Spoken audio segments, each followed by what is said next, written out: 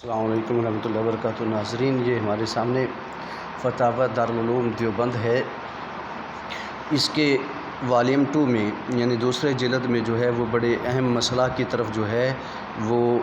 اشارہ کیا گیا ہے، بلکہ واضح کیا گیا، اشارہ نہیں وضاحت کی گئی ہے بڑے اہم مسئلہ کی، جو ہمارے ہاں عموماً جو ہے وجہ نزاع بنتا رہتا ہے اور لوگ اس پر گفتگو کرتے رہتے ہیں، اور انہوں نے جو ہے یہ بڑا بہترین فیصلہ دیا ہے اور بلکہ دلائل کے ساتھ فیصلہ دیا ہے۔ آئیے دیکھتے ہیں۔ یہ رفع سبابہ کا مسئلہ ہے، یعنی نماز میں انگلی اٹھانے کا۔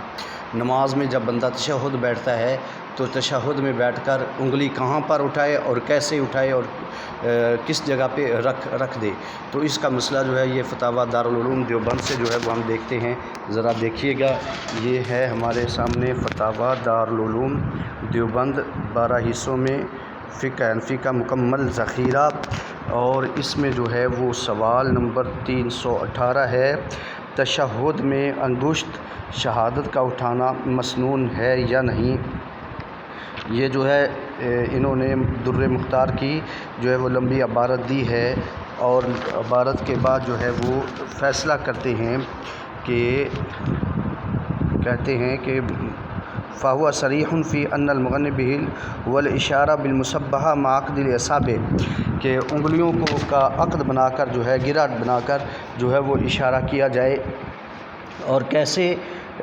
اس کا بھی جو ہے وہ تذکرہ خلاصہ جو ہے انہوں نے لکھ دیا عبارت کے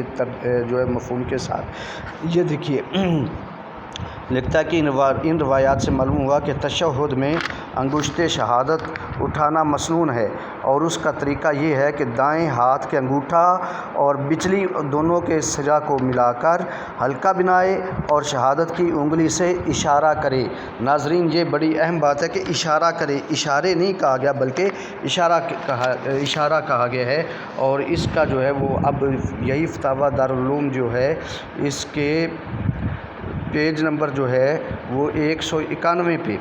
یہی مسئلہ جو ہے وہ لکھا ہے۔ سوال نمبر 340 کا جواب ہے کہ اشارہ بالسبابہ کی تشہد میں یہ صورت جو سوال میں مذکور ہے کہ ابہام اور وسطیٰ یعنی انگوٹھا اور درمیان کی انگلی کا حلقہ کرے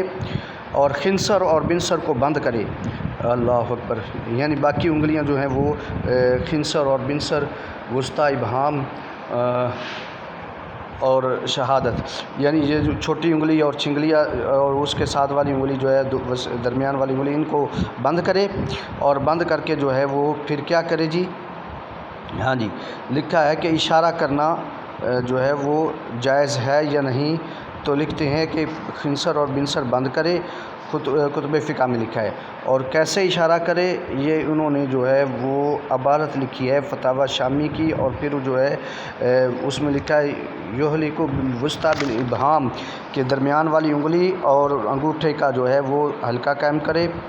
اور پھر جو ہے الصحیح انہ یشیر بمصبحۃ وحدہا، اور یہ ہے کہ مصبحہ یعنی تسبیح والی انگلی جو ہے جسے ہم شہادت کی انگلی کہتے ہیں، اس کو صرف اسی کو اکیلی کو اٹھائے، یرفعھا، اسی سے صرف اکیلی سے اشارہ کرے، اشارے نہیں اشارہ کرے، عند النفی و ضیعھا و عند الاثبات، کہ لا الہ پر اس کو کھڑے کر دے اور الا اللہ پر اس کو رکھ دے۔ اب اس کا ترجمہ بھی ہے، دیکھیے پیج نمبر 192 پہ، یعنی انگشت سبابہ کو لا الہ کے ساتھ اٹھاوے اور الا اللہ پر رکھ دے۔ تو یہ جو ہے اس کو جو ہے اس معاملے کو انہوں نے مسنون لکھا ہے، یعنی سنت لکھا ہے، اور آگے جو ہے وہ پیج نمبر ہے 194۔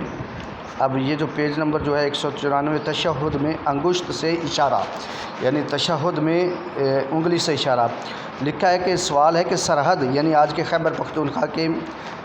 علماء تشہد میں انگشت اٹھانے سے منع کرتے ہیں، یہ فعل نماز میں نہ کیا جائے، مگر ہم یہ کہتے ہیں کہ فعل کرنا نماز میں سنت ہے۔ تو اس کا جواب جو ہے یہ عبارت لکھی ہے، اور اس عبارت کا بھی وہی مفہوم ہے، اور اس میں وہ سارا طریقہ بھی لکھا ہے